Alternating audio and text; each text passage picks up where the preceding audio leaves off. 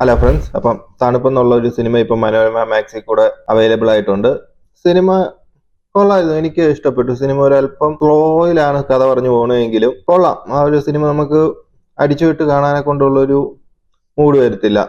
പിന്നെ അടിച്ചുവിടാൻ തോന്നുന്നത് ആ ഒരു സെക്കൻഡ് ഹാഫ് വരുമ്പോഴത്തേക്കും കുറച്ച് ഭാഗങ്ങൾ, ആ ഒരു ലവ് സ്റ്റോറി വരുന്ന ആ ഒരു ഭാഗങ്ങൾ മാത്രം വരുമ്പോഴത്തേക്കും നമുക്ക് ആ ഒരു ഭാഗം മാത്രം അടിച്ചുവിട്ട് കാണാൻ തോന്നത്തുള്ളൂ. അതിനു മുമ്പ് അതിന് ശേഷമുള്ള ഭാഗങ്ങളൊന്നും നമുക്ക് അടിച്ചുവിട്ട് കണ്ട് തീർക്കാൻ തോന്നാത്തൊരു സിനിമയായിരുന്നു.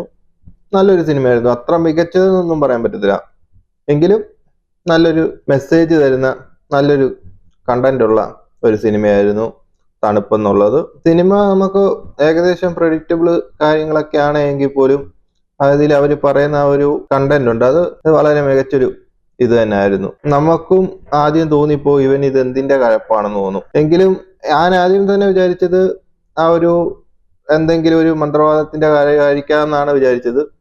പിന്നെ വിചാരിച്ചു ഇത് ഏതെങ്കിലും ഒരു ഫാന്റസി അങ്ങനെ എന്തെങ്കിലുമൊക്കെ ആയിരിക്കുന്ന പിന്നെ കരുതിയത്.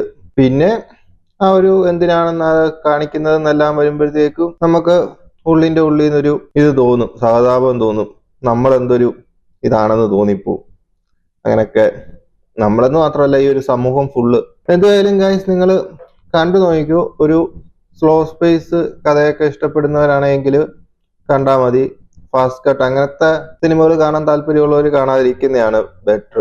അങ്ങനെ തീർത്ത സിനിമകളൊക്കെ കാണാനെ കൊണ്ട് താല്പര്യമുള്ളവർ മസ്റ്റായിട്ട് ട്രൈ ചെയ്ത് നോക്കൂ. നല്ലൊരു സിനിമയാണ്, നല്ലൊരു അറ്റംപ്റ്റും ആണ്. അപ്പം ശരി ഫ്രണ്ട്സ്, ആരെങ്കിലും ഈ ഒരു സിനിമ കണ്ടിട്ടുണ്ടെങ്കിൽ നിങ്ങളുടെ അഭിപ്രായങ്ങൾ പറയുക. അപ്പം അടുത്തൊരു വീഡിയോയുമായിട്ട് വീണ്ടും കാണാം. Bye guys. നീ എവിടെ പരിപാടി അവതരിപ്പിച്ചാലും ഇത് തന്നെയാണല്ലോ നിന്റെ വിധി.